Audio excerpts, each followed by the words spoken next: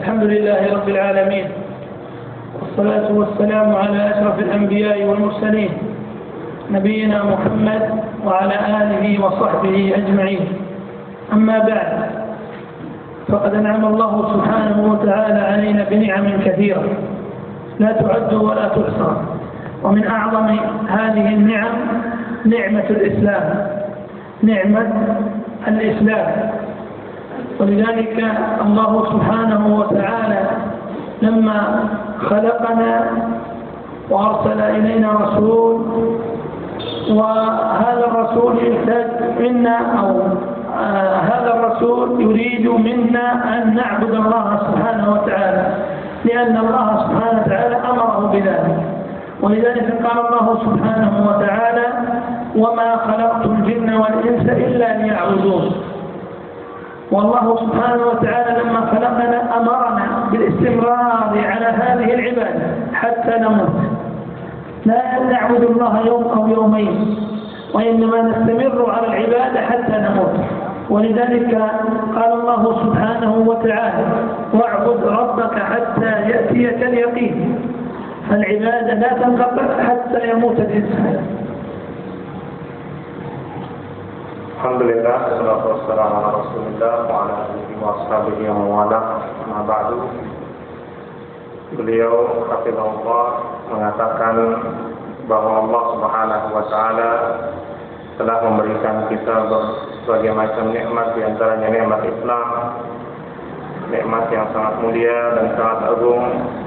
Dan Allah Subhanahu wa taala mengutus rasul, mengutus utusan yang Allah inginkan agar utusan itu, rasul itu menyampaikan, mengajak manusia untuk masuk ke dalam Islam, mengajak manusia untuk beribadah hanya kepada Allah Subhanahu wa taala. Itu yang Allah inginkan dari kita. Oleh karenanya Allah mengutus rasul mengajak kita untuk beribadah hanya kepada Allah. Allah Subhanahu wa taala berfirman: "Wa ma khalaqtul jinna wal insa illa liya'budun." Aku tidaklah menciptakan jin dan manusia kecuali agar mereka beribadah hanya kepadaku. Dan Allah Subhanahu wa taala tidak hanya menginginkan kita masuk ke dalam Islam sebentar saja, tapi Allah perintahkan kepada kita lewat Rasulullah SAW untuk Islam, beribadah kepada Allah sampai meninggal dunia, sampai kita mati. Oleh karena Allah Subhanahu wa taala berfirman: "Wa'bud rabbaka hatta ya'tiyakal yaqin." Dan beribadahlah kepada Tuhanmu sampai kematian mendatangi. والعبادة لا يمكن أن تتحقق إلا بالعلم بالله سبحانه وتعالى وبرسوله وبشرائع الدين. لا يمكن الإنسان أن يتعبد لله سبحانه وتعالى إلا بالعلم. ولذلك العلم هو الذي يستطيع أن تعرف هذه الأحكام الشرعية. فمن لا يعرف، لا يتعلم، لا يستطيع أن يتعبد الله تعالى عبادة صحيحة سليمة. ولذلك وقع الناس بالكفر والشركيات بسبب الجهل، فكل شرك بسببه الجهل. فالعلم هو الذي ينير الطريق. ولذلك أعظم ما يتعلم هو كتاب الله وسنة رسوله صلى الله عليه وسلم. ولذلك قال الله سبحانه وتعالى عن هذا القرآن: بشر آيات بينات في صدور الذين أوتوا العلم. فالعلماء لما حفظوا هذا القرآن وعملوا ما فيه علموا كيف يعبدون الله سبحانه وتعالى. فالجاهل لا يمكن أن يعبد الله سبحانه وتعالى. Ibadah kepada Allah Subhanahu wa taala tidak akan mungkin bisa dilaksanakan tanpa ilmu. Ilmu tentang Allah Subhanahu wa taala, ilmu tentang Rasulullah sallallahu alaihi wasallam, dan ilmu tentang Islam. Seorang yang tidak berilmu tidak akan tahu bagaimana cara beribadah kepada Allah Subhanahu wa taala. Orang bisa beribadah menyembah kepada Allah Subhanahu wa taala dengan baik dan benar dengan ilmu. Oleh karenanya ilmu yang paling mulia adalah ilmu Al-Quran dan ilmu As-Sunnah. Dalam Al-Quran Allah Subhanahu wa taala berfirman: "Bal huwa ayatun bayyinatun fi suduril ladzina utul ilm." Akan tapi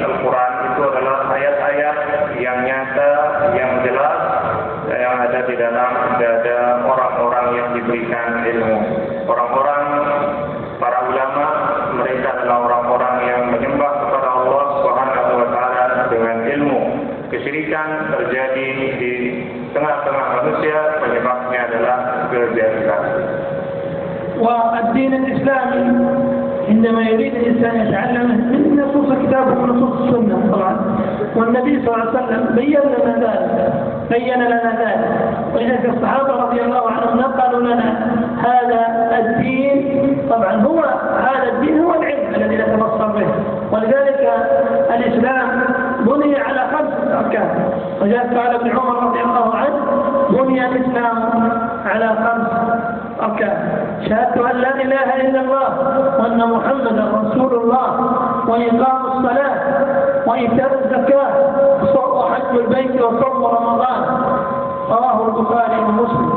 هذا حديث عن النبي صلى الله عليه وسلم يبين لنا على ماذا يقوم هذا الدين، وهذا من العلم الذي لا بد أن نتعلم، وأعظم ما هذه الأركان وكلمة التوحيد، وهي شهادة أن لا إله إلا الله وأن محمدا رسول الله، وهي أن تعبد الله سبحانه وتعالى حقا، وهي ومعنى هذه: لا معبود بحق إلا الله. ولا تتحقق هذه الكلمة إلا بالكفر والطاغوت والإيمان بالله. لا يمكن أن يتحقق هذا التوحيد إلا بالكفر والطاغوت والإيمان بالله. Ilmu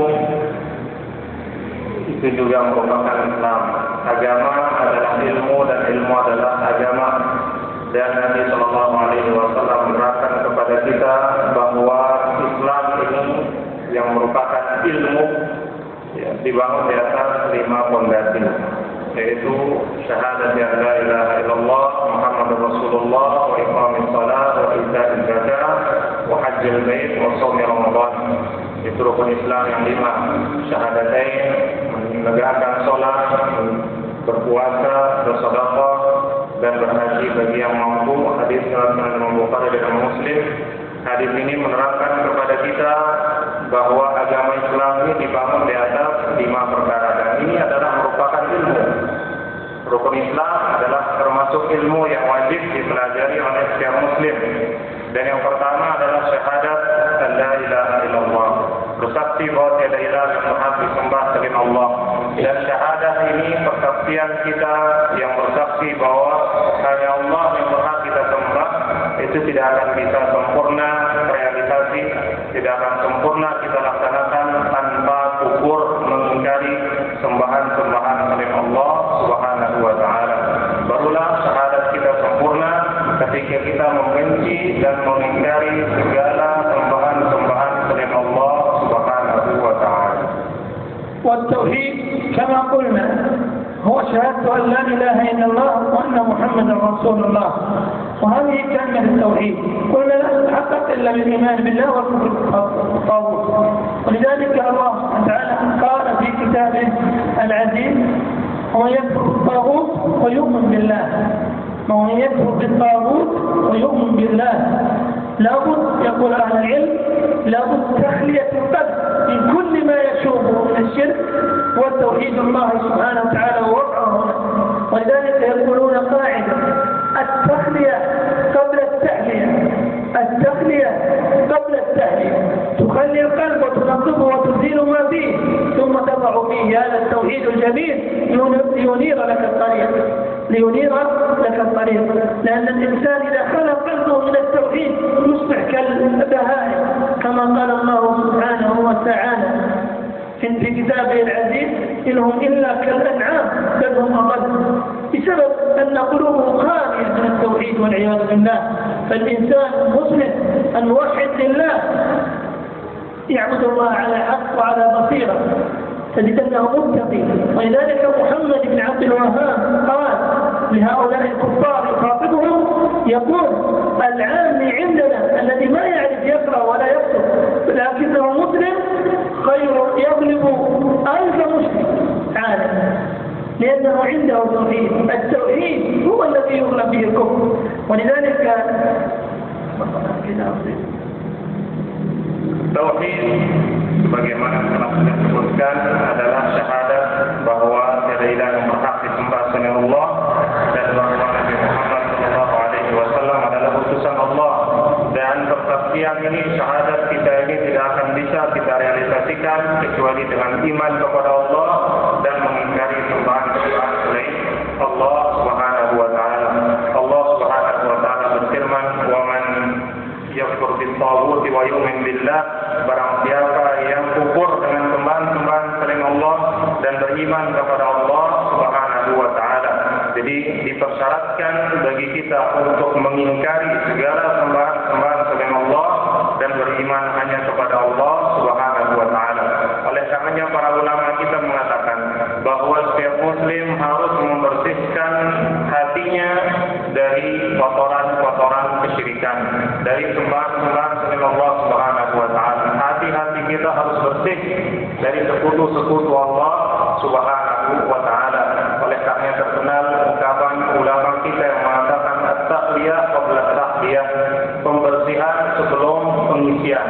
Sebelum kita mengisi hati kita, maka dibersihkan terlebih dahulu. Sebelum diisi dengan tauhid, maka bersihkan dari kotoran-kotoran, noda-noda kesyirikan. Dan orang yang di dalam hatinya dipenuhi oleh kesyirikan, menyekutukan Allah Subhanahu wa taala, maka dia lebih sesat, lebih buruk dari binatang. Innahum illa kal-an'am. Mereka itu tidaklah kecuali sama seperti binatang ternak. Mereka sama seperti binatang ternak, bahkan lebih buruk dari itu. Oleh karenanya Imam Muhammad bin Abdul Wahhab rahimahullah mengatakan bahwa al-'ammi indana, orang yang awam dari kaum muslimin itu bisa mengalahkan 1000 orang yang menyekutukan Allah Subhanahu wa taala.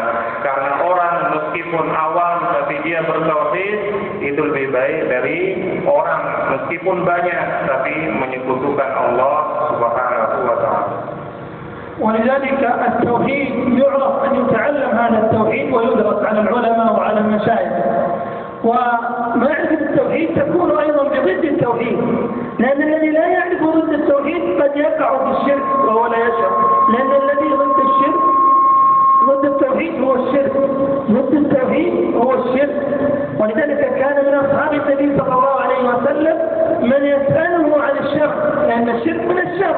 يقول حذيفة كان أصحاب الرسول صلى الله عليه وسلم يسألونه عن الخير وكنت أسأله عن الشر مخافة أن يدركني، مخافة أن يدركني. فمعرفة الشر لابد لا للشر نعرفه، ولكن لنتقي الشر، لنبتعد عن الشر.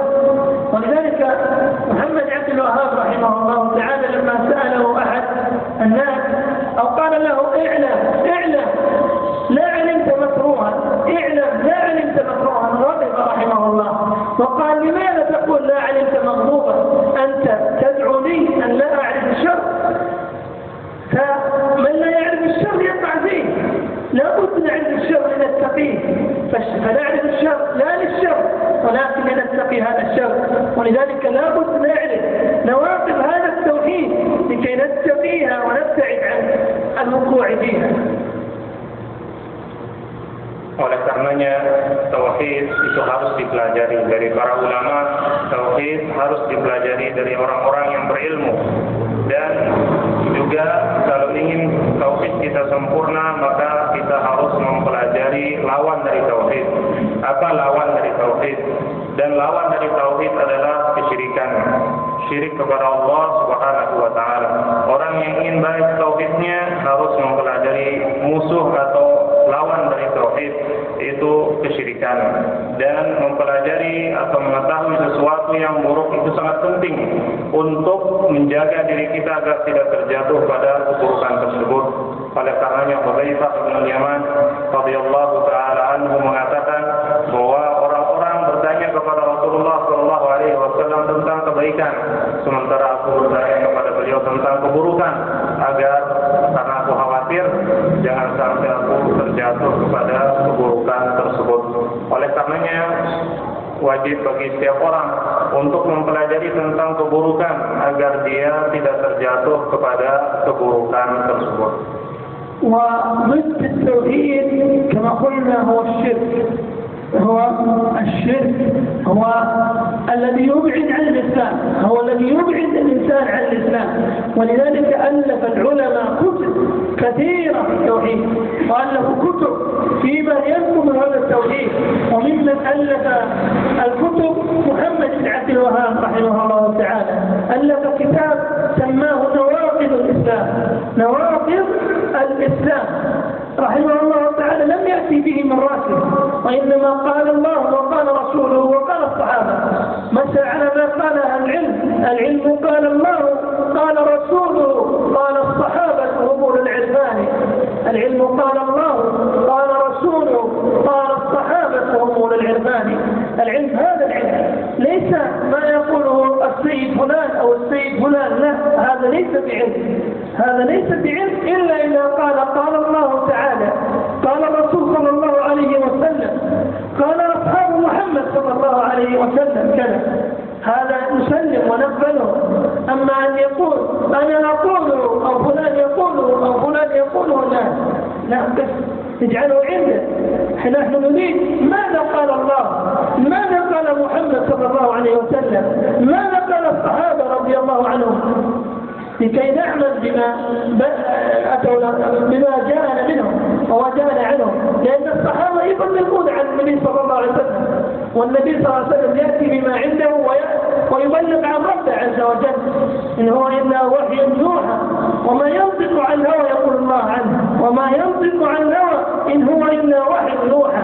يأتينا بالعلم من الله سبحانه وتعالى من طريق جبريل عليه السلام، يوحي له العلم هذا القرآن، ثم يبلغه للنبي صلى الله عليه وسلم، ثم النبي صلى الله عليه وسلم يبلغه لأصحابه، وهكذا توارثته الأمة حتى يومنا هذا. ونحن نستقي من هذا القرآن، لسنا كطرائق أهل الضلال الذين يأخذون عن كتابهم، كما قال الله سبحانه وتعالى عنهم: إن وجدنا آباءنا على أمة وإن على آثارهم مقتدون. إن وجدنا آباءنا على أمة وإن على آثارهم مهتدون. أعوذ بالله من الضلال.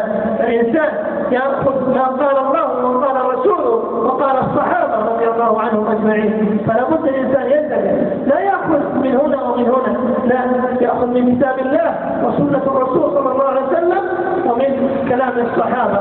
ولذلك سنبدأ معكم الآن نقرأ الكلام الذي رتبه لنا عن محمد بن عبد الوهاب رحمه الله تعالى، ونستفيد ونتدارس. ذكر في عندنا 10 نواقض، والنواقض كثير أوصلها بعض العلم إلى 400 ناقض، ولكن هي هذه ترجع جميع هذه النواقض إلى هذه النواقض. Kesyirikan merupakan lawan dari tauhid. Kesyirikan adalah sesuatu yang menjauhkan seorang dari Islam.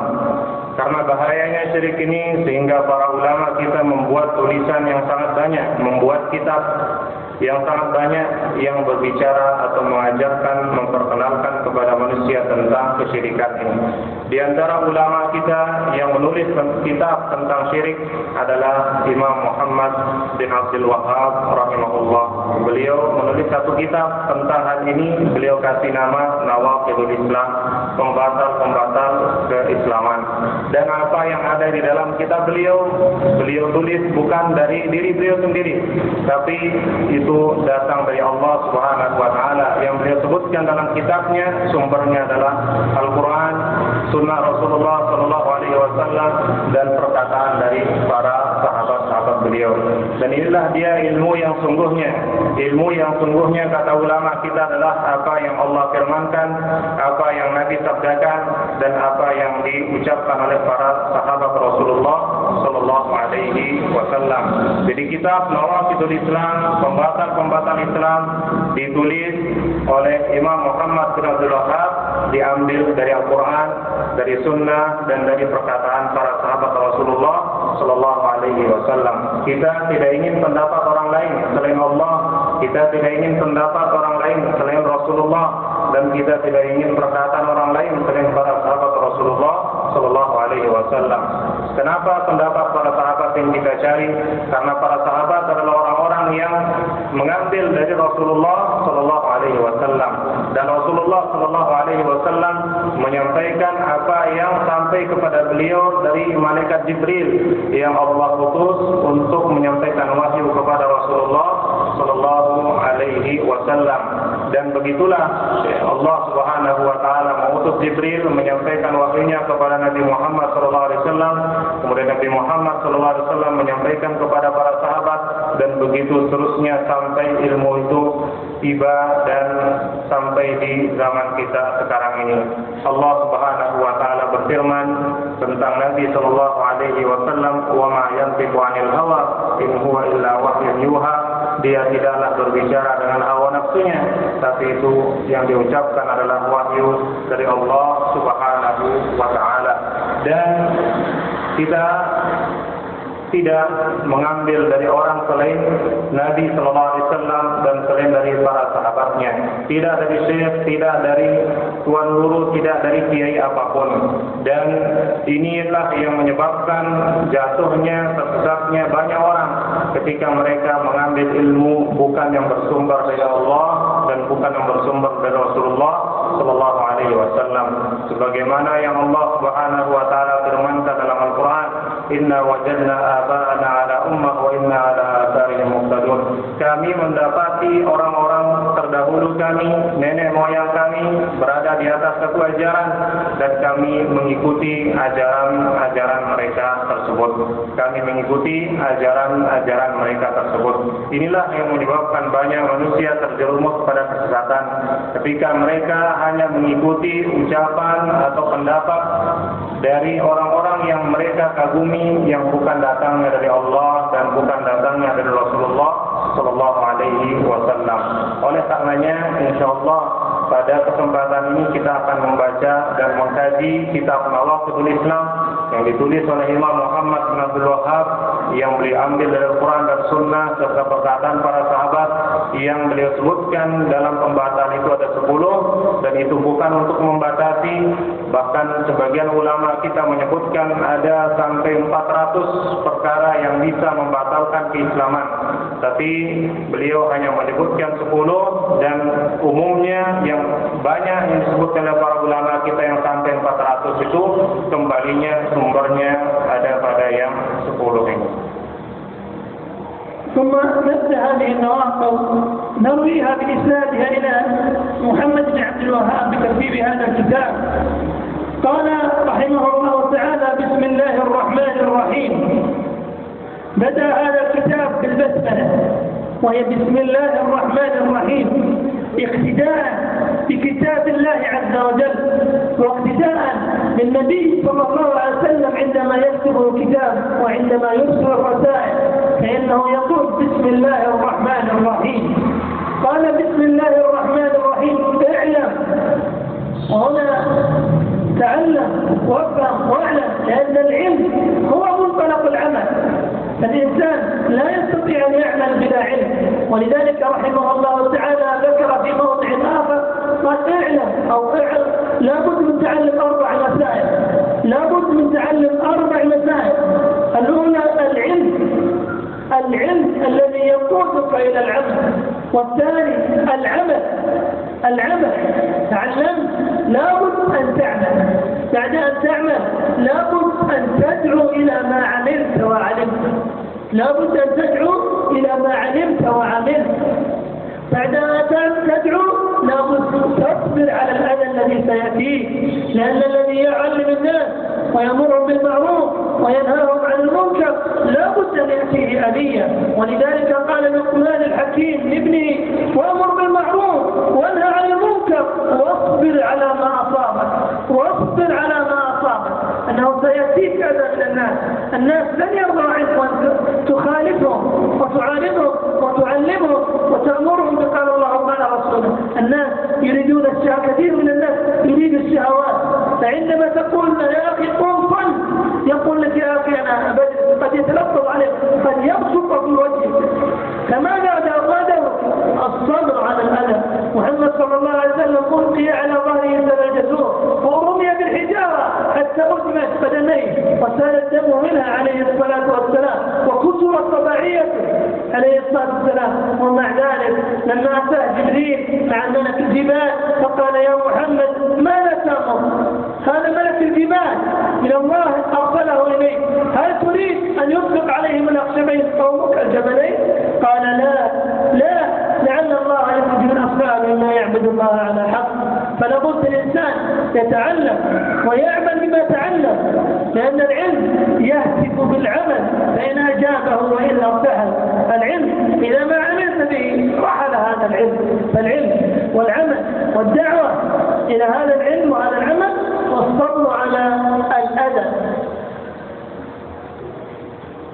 Pada kesempatan ini kita akan membaca atau mempelajari Nawaqidul Islam kepada antum semuanya, tentunya dengan sanad yang kami peroleh bersambung sampai kepada penulis dari kitab ini. Jadi beliau memiliki sanad kitab ini yang sampai kepada penulisnya.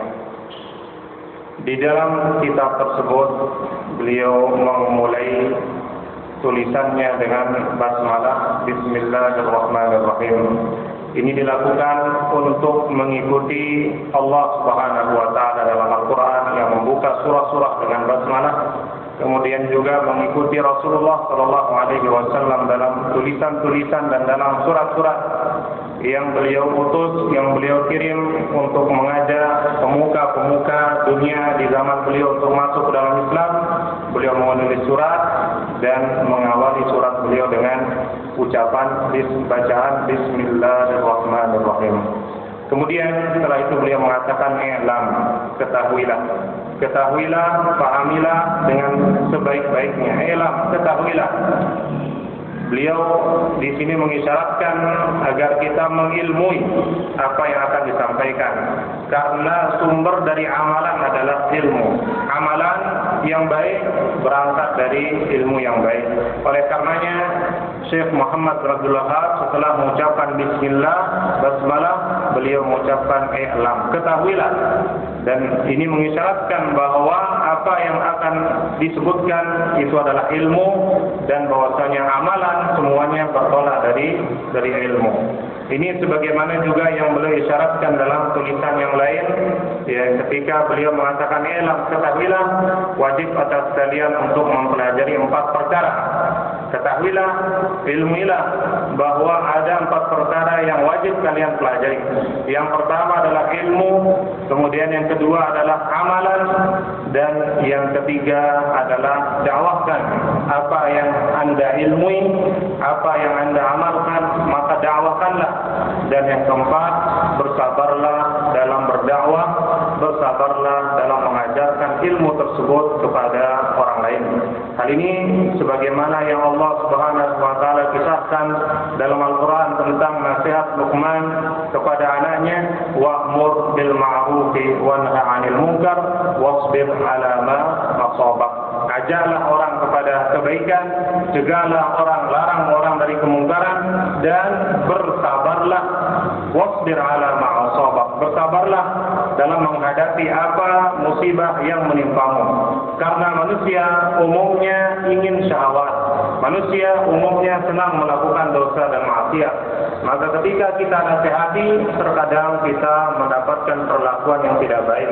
Terkadang diludahi, terkadang dikata-katai dengan kata-kata yang kotor, dan seorang dai diharuskan ketika mengajar, berdakwah kepada ilmu yang dia ketahui dan amalkan, harus memiliki kesabaran, harus membekali diri dengan sifat sabar, sebagaimana yang merupakan sifat utama dari Rasulullah Shallallahu Alaihi Wasallam ketika berdakwah.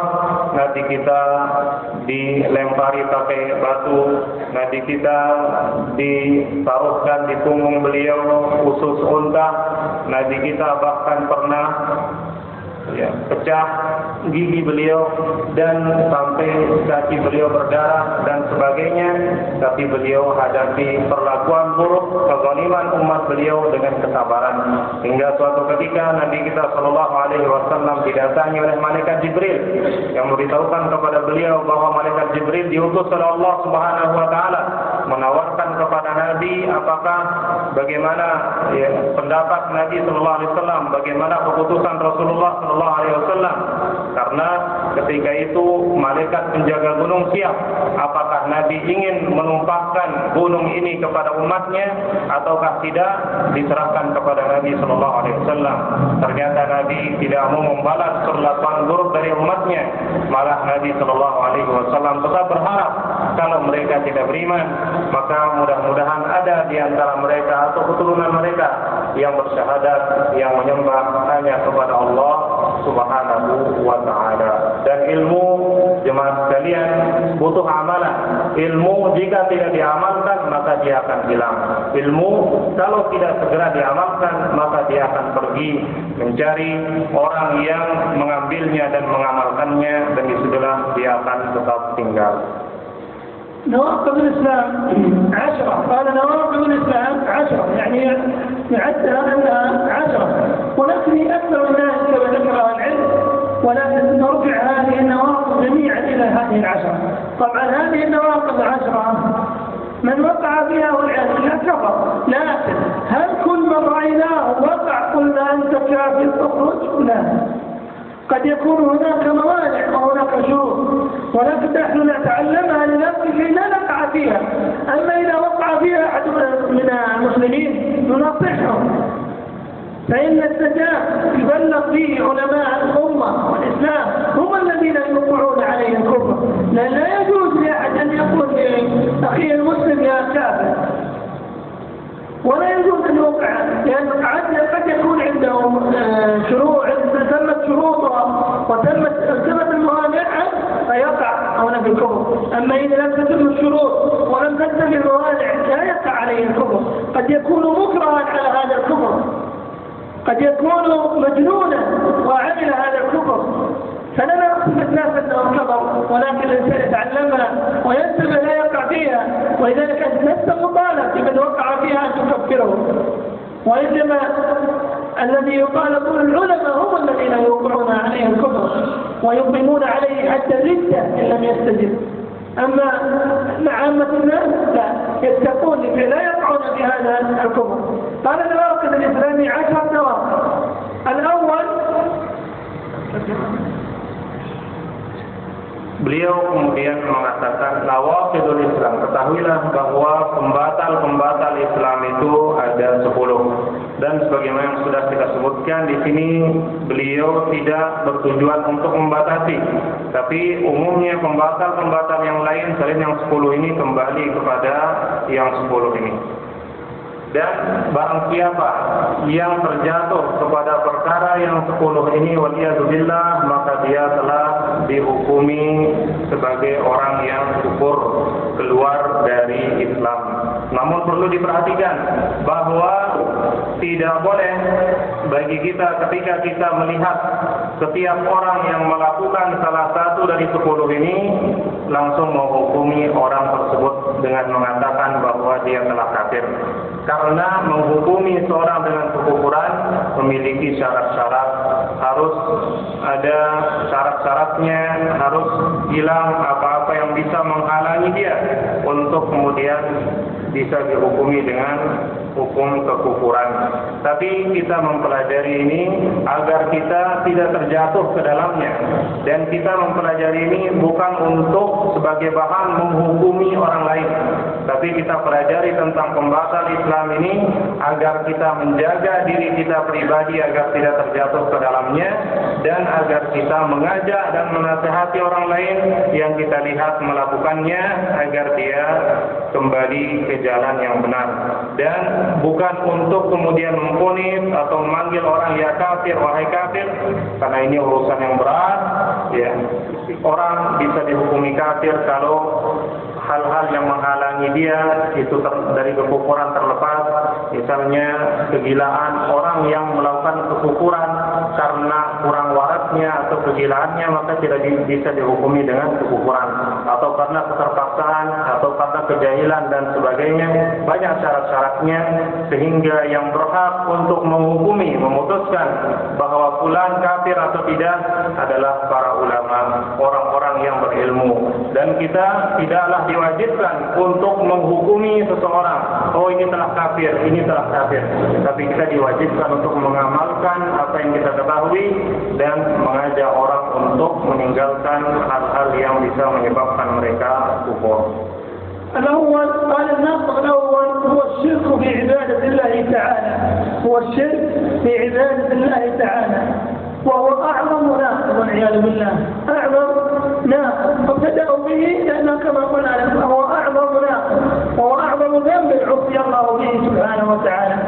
ثم قال المجدد قال الله تعالى إن الله لا يغفر أن يشرك به ويغفر ما دون ذلك لمن يشاء. وقال تعالى إنه من يشرك بالله فقد حرم الله عليه الجنة ومأواه النار وما للظالمين من أنصار. ومنه الذبح لغير الله كمن يذبح للجن أو للقبر. هذا هو الناقض الأول. Pembatal Islam yang pertama adalah kesyirikan, menyekutukan Allah Subhanahu wa taala dalam perkara ibadah, menyekutukan Allah Subhanahu wa taala dalam perkara ibadah. Dan pembatal ini yaitu kesyirikan merupakan pembatal yang paling besar, merupakan dosa yang paling besar yang dilakukan oleh seorang hamba kepada Allah Subhanahu wa taala. Dan Imam Muhammad bin Abdul Wahhab rahimahullah kemudian menyebutkan dalilnya dalam Al-Quran. Allah Subhanahu wa taala berfirman, "Inna Allah la yaghfiru an yushraka bihi wa yaghfiru ma duna dzalika liman yasha." Sungguhnya Allah tidaklah mengampuni kesyirikan. Sungguhnya Allah tidak mengampuni orang yang menyekutukannya dan mengampuni dosa yang lebih rendah dari itu. Dan Imam juga menyebutkan ayat yang lain, "Wa may yusyrik billah faqad haramallahu 'alaihi jannah." Barang siapa yang menyekutukan Allah, maka diharamkan atasnya surga dan tempatnya adalah di dalam neraka. Kemudian juga termasuk kesyirikan adalah menyembelih atau ngorban untuk selain Allah Subhanahu wa taala. هذا النقد الأول كما ذكرنا ومنه قال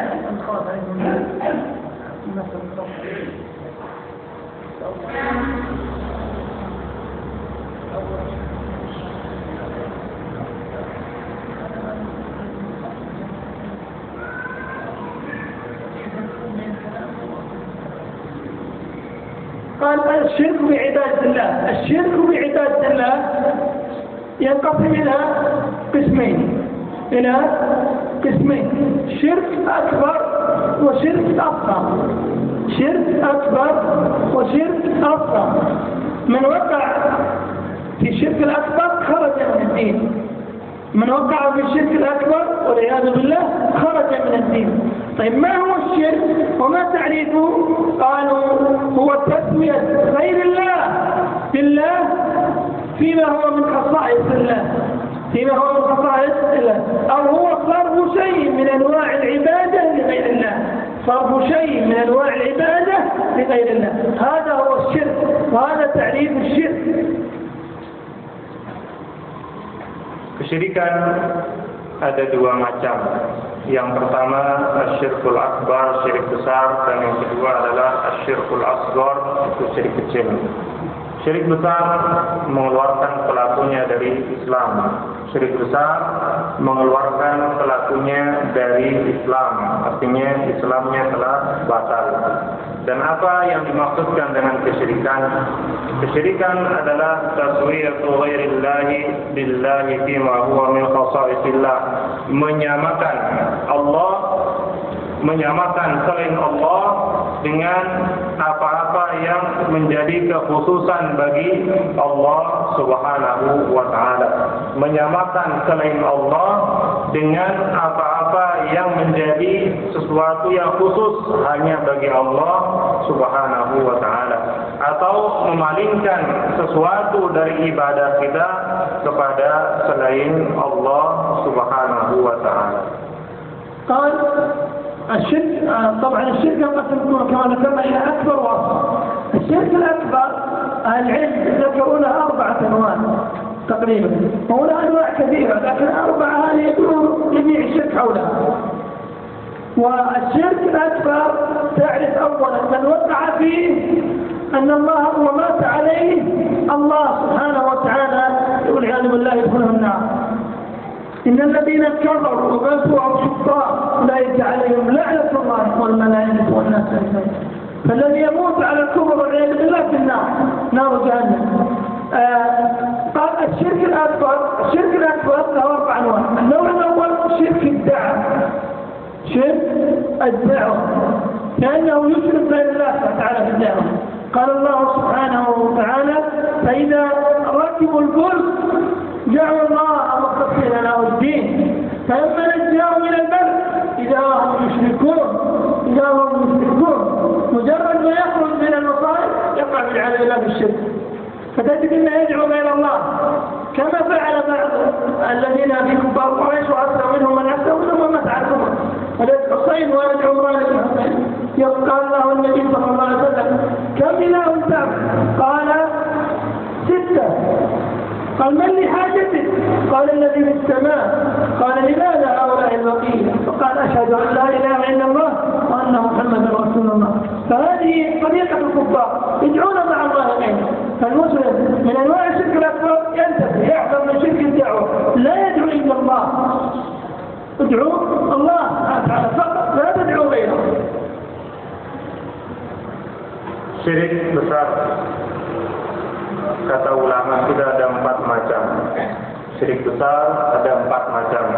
Tentunya ini juga bukan untuk membatasi. Ada juga bagian-bagian yang lainnya, tapi umumnya bagian-bagian yang lainnya itu kembali kepada 4 bagian ini. 4 bagian dari syirik besar. Jadi syirik besar ada 4 macam. Syirik akbar ada 4 macam. Dan barang siapa yang terjatuh pada syirik akbar ini, syirik besar, maka dia kekal di dalam neraka, dilaknat oleh Allah dan para malaikatnya, dan kekal di dalam neraka. Syirik besar yang pertama adalah syirkud dakwah, menyekutukan Allah dalam doa, menyekutukan Allah dalam berdoa. Artinya ketika berdoa, mereka berdoa kepada selain Allah Subhanahu wa ta'ala. Ini dinamakan dengan syirkud dakwah. Sebagaimana yang Allah Subhanahu wa ta'ala firmankan dalam Al-Quran, ia kisahkan tentang kebiasaan orang musyrik zaman dahulu. Jika mereka berada di tengah laut, di atas perahu, di atas kapal, mereka berdoa hanya kepada Allah Subhanahu wa ta'ala. Tapi ketika mereka telah selamat dari ketakutan di tengah laut, mereka menyekutukan Allah Subhanahu wa ta'ala. Ketika dalam keadaan sulit, ketika dalam keadaan susah di tengah lautan, mereka meminta hanya kepada Allah. Tapi ketika dalam keadaan lapang, ketika mereka selamat, mereka meminta berdoa juga kepada yang lainnya.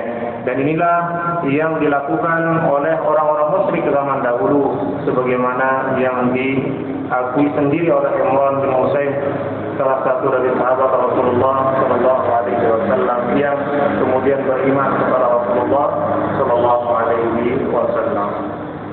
الشرك الثاني من انواع الشرك الاكبر الذي يقع فيه كثير من الناس، وقال عنه ابن القيم: هذا البحر الذي لا ساحل له، هذا البحر الذي لا ساحل له. فالناس منهم المستقبل منهم المستقيم. شرك الاراده والنيه والقصد، ان نثبت انه هذا احيانا يوضع فيه مع الرياء، ولكنه هو لا يعلم عنه، قد يكون يقع ليلة ولا يشاء. وهو بعض الناس ينشئ العبادات وينشئ الطاعات من اجل المناصب، مثلا يتولى منصبا او يكون لها جاه عند الناس فقط، تجد يتعبد ويصلي. لماذا؟ من اجل ذلك. فهو ما ينشئ العبادات الا من اجل هذا. فمنهم تجد بعض الناس قد لا يقل انه لا ينشئ عبادات جميعا، ولكن احيانا قد يلتفت قلبه الى ذلك. تجد انه يصلي الليل، تقول: لماذا تصلي الليل؟ قال: لكي ظهري يطير، ظهري في الم وانا ارجع واسجد يطير ظهري. يمشي الى المسجد، تقول: لماذا تمشي الى المسجد؟ لابد ان تنتبه العبادات. قال: